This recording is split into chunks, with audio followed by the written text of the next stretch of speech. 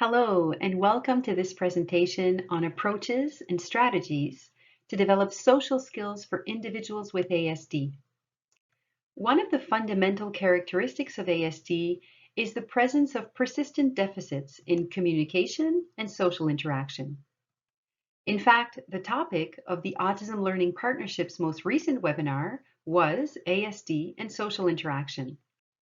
During this presentation, we discussed social skill deficits in learners with ASD, the importance of developing these skills, ways to identify priority social skills, as well as behavioral skills training, an evidence-based approach that promotes the learning of social skills. If you've not had the opportunity to attend the first part of this webinar, you can access it by viewing the Autism Learning Partnership's website, and the address will be posted at the end of this presentation. However, please note that you will be able to easily follow this second part even if you've not had the opportunity to listen to the first part. The following are the learning objectives for this session. As a result of this presentation, you should be able to understand how to use modeling and video modeling to support social skill development, identify and explain the types of video modeling, the factors that influence the effectiveness of video modeling, and the steps required for its implementation. Know and understand approaches and strategies that are effective in supporting the development of social skills for learners who are facing great challenges in this domain, and know and understand the steps required to plan intervention in the usual environment. So the first approach we'll focus on in this presentation is modeling. If you have had a chance to follow part one, you may recall that modeling is an important step in the strategy called behavioral skills training, also known as BST. In addition to being an essential step in BST, modeling can be a strategy used on its own. Therefore, we've chosen to dive deeper into this topic to better clarify how to prepare and implement modeling. Basically, modeling involves the learner observing another person performing the targeted skill. Modeling serves as an example for the learner of what is expected of them. However, before opting for modeling strategies to teach social or other skills, certain prerequisites are necessary. First, ensure that the learner has basic imitation skills. If the learner has a deficit in imitation skills, these must be taught first, as they are an essential part to modeling. It is also important that the learner be able to perform certain parts or components of the targeted behavior. For example, to model the skill starting a conversation with a friend, the learner must have the necessary vocabulary or know how to use an alternate communication system. Finally, the learner must be able to maintain their attention to the model long enough to observe the modeling from the beginning to the end. In addition to imitation skills, several other factors can influence the effectiveness of modeling. First, get the learner's attention before you start modeling. If the learner is distracted, key elements of the modeling may be missed. Here are some suggestions for getting the learner's attention. You can name the learner by his name, wait for them to look at you and ask them if they are willing to observe what you are doing. Use the first and next strategy. So you may say, first I'm going to show you how to ask a friend to play with you, and then you're going to practice. Then we'll play with the ball. The choice of the person acting as a model can also have an influence on the effectiveness of the modeling. Indeed, it is preferable that the model have characteristics similar to those of the learner. For example, if you're working with a 10-year-old girl who needs to learn how to join a conversation with her peers, it's preferable that the modeling be done by a girl of approximately the same age who joins a conversation with a group of friends who are also about the same age. Modeling can be also done by someone who is meaningful to the learner, such as a parent, a sibling, a friend, a teacher. Depending on the learner's needs, it is sometimes preferable that the model be the teacher. Therefore, it may be necessary to train the person who will act as the model before the modeling takes place. If this is the case, practice time should be scheduled with the model beforehand. Another aspect to consider when modeling any skill is to show the consequence that the model obtains during modeling. If a rewarding consequence follows the behavior of the model, the learner may be more motivated to demonstrate the behavior for themselves. For example, if the model is demonstrating the skill joining a conversation, and you can see a bit of the thread of the conversation and the group interactions, such as the young people laughing and having fun, talking together, the learner will have a better understanding of the benefits of joining in a conversation than if the modeling ends abruptly when the model has joined the group. It is important to consider the complexity of the competency being modeled. Indeed, the behavior should be appropriate and suited to the learner's abilities. For example, a skill such as joining in a conversation would be too complex for a learner who still has difficulty approaching others or cannot tolerate being close to others. This skill would need to be worked on first. Along the same lines, if it's sometimes necessary to break down a skill into smaller steps and work on each one individually, this should be done.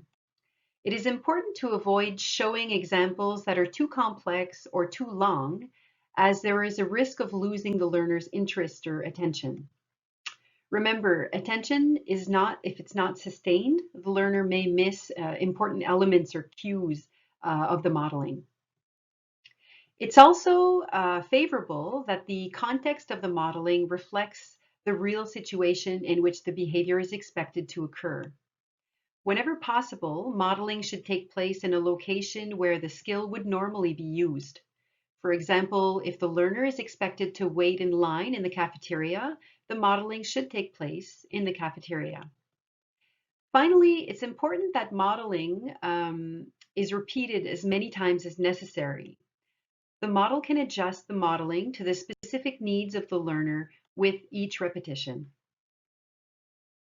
Prompting and reinforcement are two other evidence-based practices that are often used in conjunction with modeling.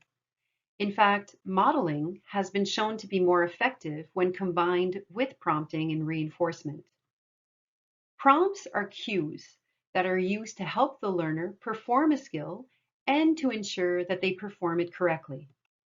Prompts are usually used when teaching a new skill and are faded as soon as the learner can demonstrate the skill independently. Prompts can take different forms, such as physical, gestural, verbal, textual, or visual prompting.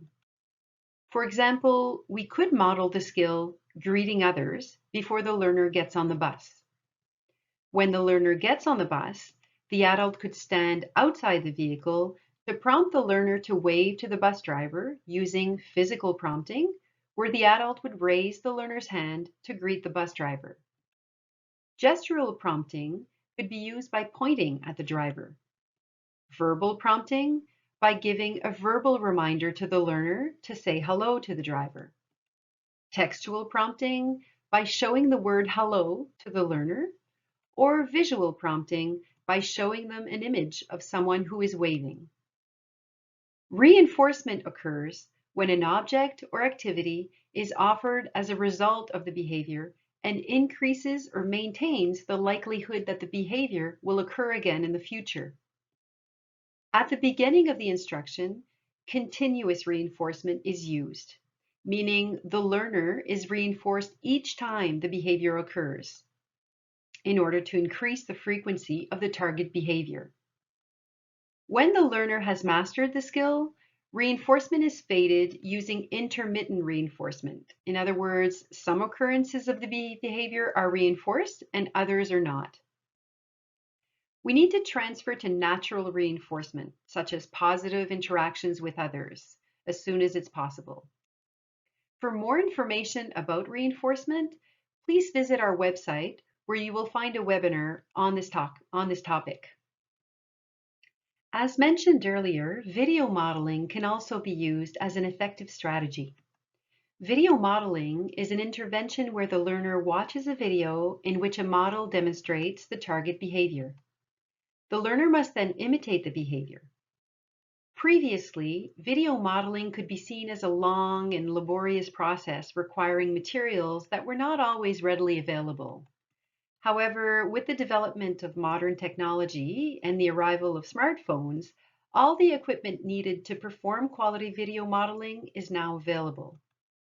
There are several advantages to choosing this intervention when developing social skills for learners with ASD. For example, video modeling offers the possibility of using different types of presentations and highlighting certain aspects of the skill. It is possible to stop the video at strategic points and to place more emphasis on some of the elements or to start the video at a specific time. This format ensures coherent, repetitive, and structured intervention because the modeling remains the same at each viewing. Not to mention that some learners have a high interest in technology, which can enhance their motivation and their attention. Video modeling can take different forms. Basic modeling takes place when a third person, a peer, a parent, an adult, performs the target behavior or skill. For example, if the student is learning how to invite a peer to play, they would watch a video of another youth inviting a peer to play. In self-modeling, the learner performs the target behavior or skill and is filmed. In the previous example, the learner would be filmed as they invite a friend to play. Of course, to perform this type of modeling, the learner must be able to demonstrate the targeted behavior. This type of modeling could be used to remind the learner when and where he needs to demonstrate the behavior.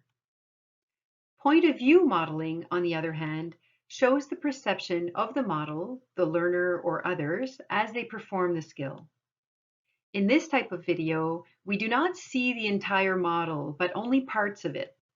It's as if the camera adopts the points of view of the person doing the task. For example, if such modeling is done for the skill inviting a friend to play, the camera should show what the learner would see if they demonstrated the skill.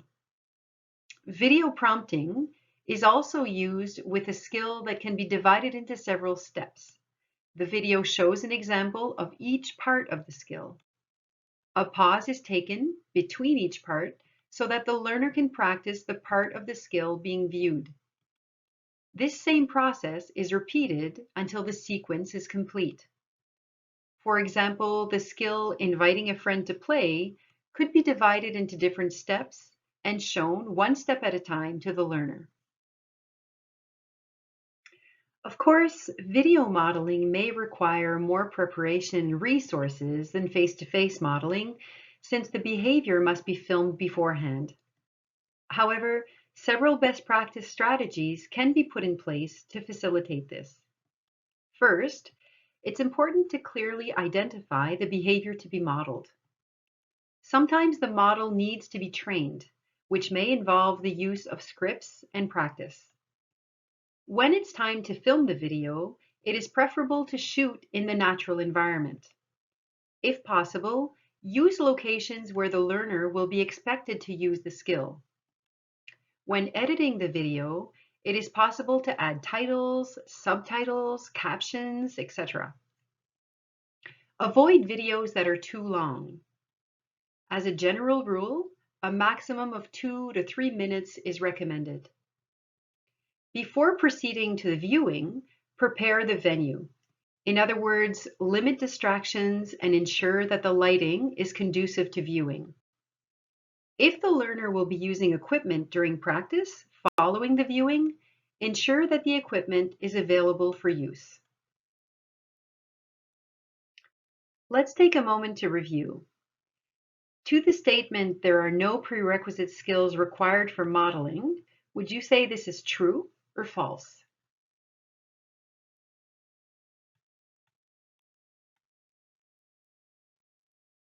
If you chose false, you are correct. Imitation is a prerequisite for modeling. It's also important that the child is able to pay attention to the entire video and have the skills required to perform the targeted behavior.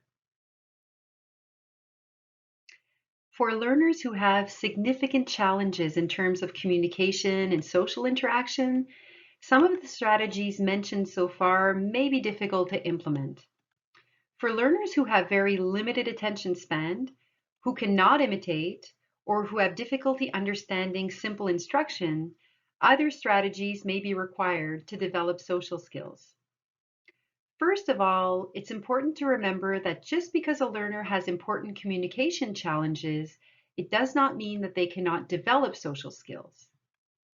Although languages contribute greatly to social interaction, it is possible to socialize without speaking. It is therefore important to remember to set relevant learning objectives related to social skills for learners, even if they demonstrate significant language deficits. Think of a newborn baby. We greet them, smile at them, talk to them, even if we know we will not get a verbal response from them. We continue to talk with them in order to help them develop their skills. Eventually, the baby may smile, make sounds, turn their faces towards the voices, and make eye contact. The baby is said to be communicating and socializing. However, they have not yet mastered verbal language. We can also think of children who speak different languages and play together. Even if they don't understand each other, through imitation, gestures, or modeling, they manage to socialize. The following are some strategies that can be implemented with all learners, but that may be effective with learners who present great challenges in terms of communication and social interaction. First off, choose relevant and attainable goals. Consider the learner's motivation. Pair preferred objects with social interactions. And finally, use naturalistic interventions. It's always important to target a priority before starting intervention, but it's even more important to target a relevant and attainable goal for learners who are facing great challenges. First, the objective must be relevant and must contribute to the learner's progress. The list of potential skills to work on may be quite long for some learners, but are all of these skills essential? Essential skills contribute to the development of other skills, or may be prerequisites for the development of other skills. Often, when they are not mastered, their absence creates significant barriers in the development of social skills. Consider, for example, the skill approaching others. This is a skill that can be considered essential because a learner who does not master this skill will not be able to initiate and maintain conversations with others, join in a game with peers, or establish and maintain friendships with others. When you look at the list of potential skills to work on with a learner, are there any that might be essential? And if so, they should be targeted first. It may also be necessary to break down a goal into several small achievable goals so that the learner can master small targets and experience success on an ongoing basis. For example, consider the skill approaching others. This skill could be broken down into several smaller steps as follows. Objective 1A could be the learner approaches a known person who offers them a favorite object. Objective 1B, the learner approaches a known person who is holding a favorite object. Objective 1C, the learner approaches a known person who calls out to them, etc. The choice of the objective to be worked on can promote the success of the intervention. Another strategy that can be used with a learner who has great communication and social interaction challenges is to find out what motivates them. In other words, what might encourage them to engage in a particular behavior? For example, if a learner loves to play ball, the ball can be used to work on skills such as making a request, approaching others, sharing material, joining a game. Some learners may be highly motivated by social interaction with others, even if they have great challenges in this area. Simply being able to interact with others can be motivating. We can therefore plan activities with other peers and take advantage of these opportunities to work on certain skills. On the other hand, some learners are not motivated by social interaction with others. In fact, some would like to avoid them at all costs. For these learners, it will generally be necessary to use tangible and motivating objects to encourage them to engage in some behaviors. It will be important to start with goals that are easy enough to achieve in order to make the activities enjoyable. Gradually, by pairing different motivational objects with different activities and with different people, the learner may become increasingly comfortable and motivated by the activities. We will discuss this in more detail on the next slide. When considering a learner's motivation, we must also consider the factors that can increase or decrease motivation. To increase a learner's motivation, a variety of motivational objects or activities should be used. If the same object or activity is used too often, the learner may become bored with it and thus be less motivated to perform the targeted behaviors. Let's take the example of the ball. If the learner is highly motivated by the ball, and a game with 2 or 3 peers is planned several times over the course of a few weeks, the learner may no longer be motivated by the ball after a few sessions. Try to find a variety of objects or games that will maintain their motivation. New, different, or usually inaccessible objects can increase a learner's motivation. As mentioned, some learners may not be motivated by social interactions with others. In other words, the consequences that occur naturally during social interaction are not reinforcing for all individuals. A consequence is an event, an object, or an action that occurs immediately after the behavior and that affects the likelihood that the behavior will or will not occur in the future. For example, let's take a child who helps a classmate and the teacher congratulates him in front of the class. If this is reinforcing to that child, it's likely that the child will continue to help their classmates. For some children, however, praise in front of the whole class may be embarrassing and make them feel uncomfortable. For this child, it's likely that they will not repeat this behavior in the future. This is a very simplified example of the concept, but if you want to learn more, visit our website and view the webinar entitled Myth Busting, ABA and its Everyday Uses. When a non-reinforcing consequence, such as a discomfort or an unpleasant feeling, occurs as a result of certain behaviors, it's likely the individual is not motivated to repeat those behaviors. Thus, if every time a learner joins peers to play with them and the peers speak loudly, and this is non-reinforcing for the learner could stop joining peers or avoid interactions with them. When it is noticed that a learner appears to be avoiding certain situations or is simply not motivated by certain situations, the consequences need to be examined. If it's likely that the consequences that follow the learner's behavior are not reinforcing for the learner. Therefore, it is important to observe and analyze the consequences that usually follow the learner's behavior when communicating or interacting with others.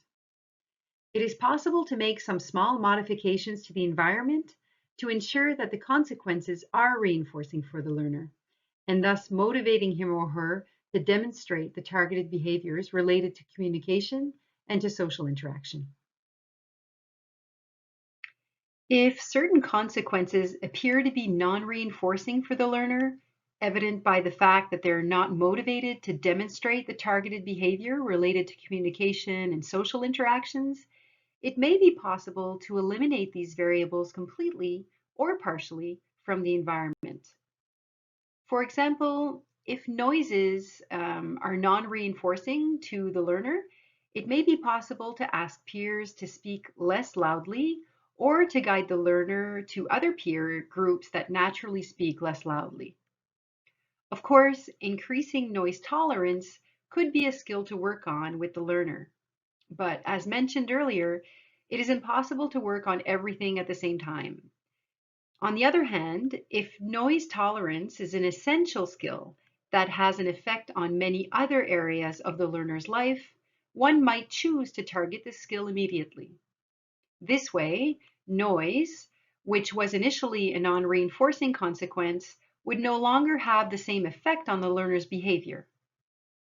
When one takes the time to carefully observe the environment variables surrounding an individual's behavior, it is possible to identify some variables that could be modified or eliminated to increase the chances that the targeted behavior will continue to occur.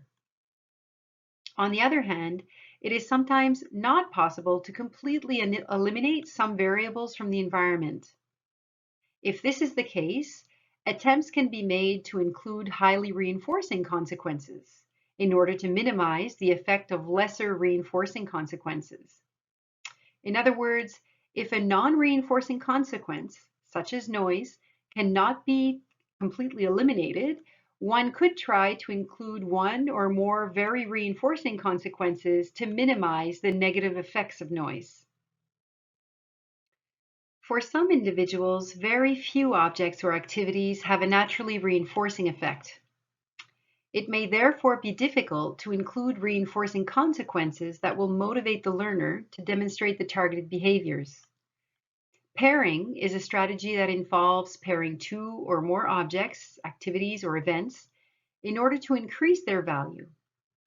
For example, maintaining a simple conversation with another person may not be reinforcing for the learner.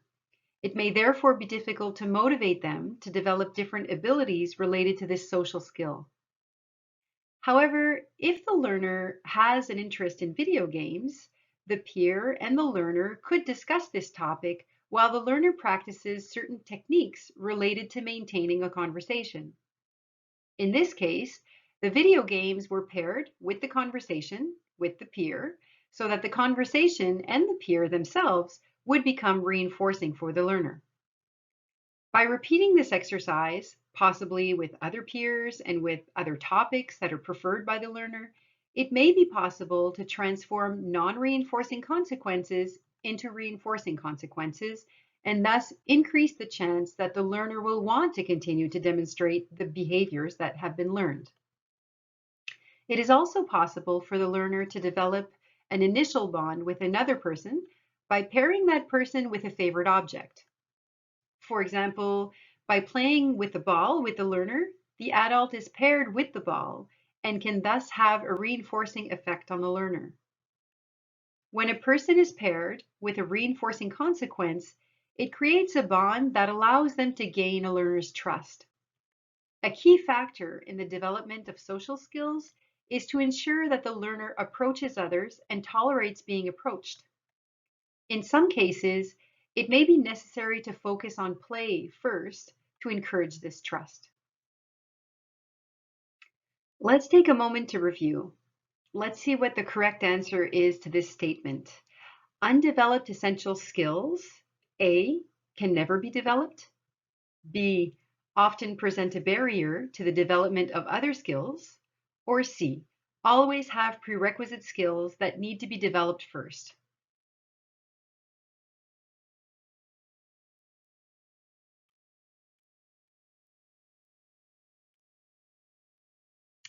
If you chose B, you're correct. If essential skills are not developed, they can be a barrier to the development of other skills for which they are prerequisites. Ready for another one? Here's a scenario for you. Justin is having trouble responding to his name. Mary, his educational assistant, uses the train he wants to play with to draw his attention to her when she calls out his name. So she places the train in his visual field and brings it closer to her face when she says his name so that he follows the train with his eyes until he looks at her. She reinforces him by saying, "Good job, you looked at me when I called your name." And she plays with the train and with Justin. What strategies did Mary use? A. Targeting an essential skill. B. Pairing with the reinforcer. C. Using motivation. Or D. All of the above.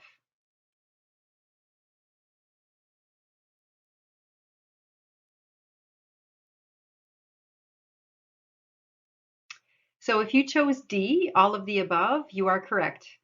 Reacting to their name is an essential skill.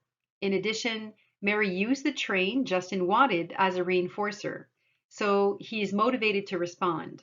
She also plays with him when she hands him the reinforcer, so she pairs herself with the reinforcer.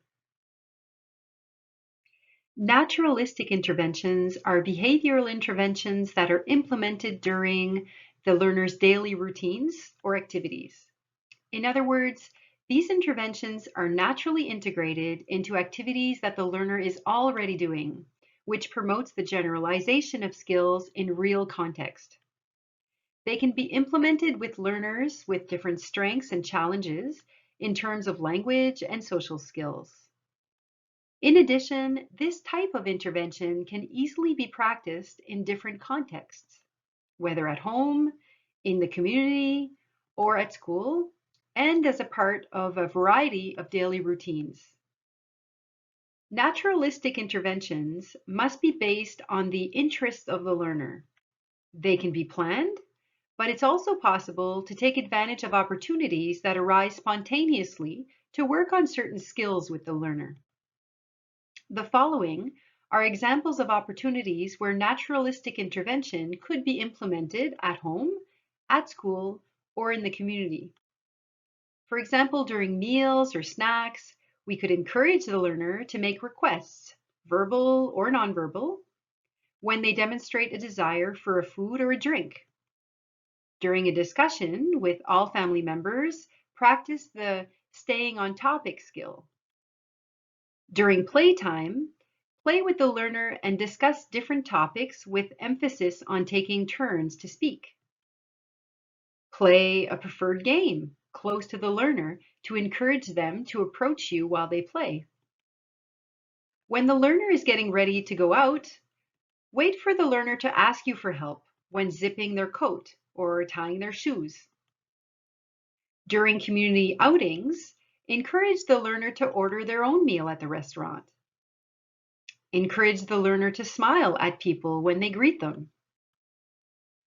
Work on joint attention by encouraging the learner to look at different things you are presenting. For example, look at the big truck.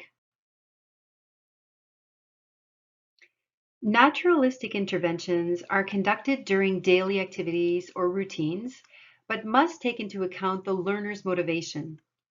These interventions are sometimes referred to as learner-directed because they are based on the learner's interests in order to target the appropriate time to intervene.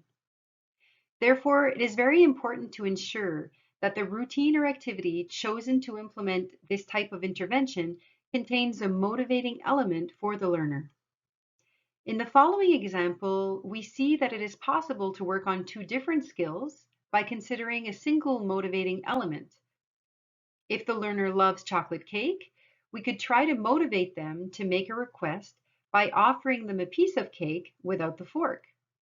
Since they are motivated to want to eat the cake, they should also be motivated to use a gesture, a vocalization, or even a word to make a request for the fork. You could also work on collaborative skills such as sharing and waiting their turn by baking a cake together, maybe baking it with their brother, their sister, or even a friend. Although these interventions take place in the natural environment, some planning is required to ensure that the desired results are achieved. The following is a sequence of steps to follow in order to implement a naturalistic intervention. First, as with any intervention, it is important to identify the targeted behavior or behaviors. It is best to define the behavior using observable and measurable terms. Next, you need to know the current level of your learner. What are they currently able to do? Are they mastering parts of the skill? What are their challenges exactly? This information will help you set your goal. You will then need to identify contexts that may be specific to the intervention. Think about the learner's daily schedule. When would be a good time to work on the skills? Daily routines are often full of opportunities for development of language and social skills. Choose activities or times when you know there's something motivating for the learner. If others are responsible for implementing parts of the intervention, offer short training so they can be aware of the expectations. For example, if a sibling, grandparent, or other teacher or other staff member has a role in the intervention, make sure they understand what is expected of them and what they need to do. If necessary, you will need to organize the environment. Does the intervention involve specific materials or absence of specific materials?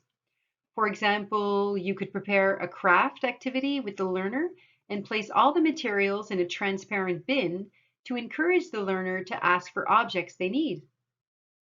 You could also remove objects that may be distracting to the learner during the intervention.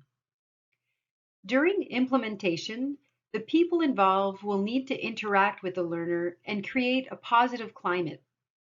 Model the behaviors you wish to see in the learner. Verbalize your expectations or actions during the activity. And remember that the naturalistic intervention must contain a motivational element, so the interaction should be enjoyable for the learner. It is possible to use different strategies that you may already know, such as prompting, modeling, or reinforcement during the intervention.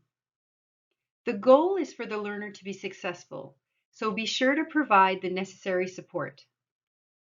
And finally, as with any intervention, you will need to keep track of the learner's progress to determine whether or not the intervention is effective. Data collection can be complex, but it can also be pretty simple. It might involve counting the number of times a learner exhibits a certain behavior over a period of time. Or it might involve measuring how long the learner is able to engage in a certain behavior. The data will help you determine your next steps. Is the goal being met? What are the strengths? What are the challenges? These are critical information to the success of the intervention. Naturalistic interventions are not only beneficial because they act on the learner's motivation, but they also improve the quality of their language and social interactions. Ideally, the learner would have many opportunities during the day to practice their skills during different activities and different times. Furthermore, it is an individualized intervention, so it can be implemented differently and in different situations or contexts from one person to another. Unlike structured interventions, where it can sometimes be difficult for the learner to transfer their learning to a real context, naturalistic interventions promote generalization. The learner has the opportunity to practice the skill in different contexts and over different periods of time, over and over again. Along the same lines, these interventions do not require a specific physical environment, such as a classroom or an office, and do not require a specific schedule or specialized equipment, since they are implemented during already existing routines and activities. Let's review. When planning a naturalistic intervention, you must consider A, the learner's daily routines and activities, B, the adult's daily routines and activities, C, the learner's motivation, D, all of the above, or E, A and C.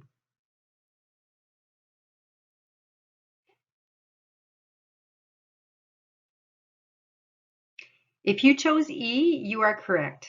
When planning a naturalistic intervention, consider the learner's daily routine and activities and the elements that could motivate them to demonstrate the targeted skills. Let's try another. Naturalistic intervention requires prior planning. Is this true or false?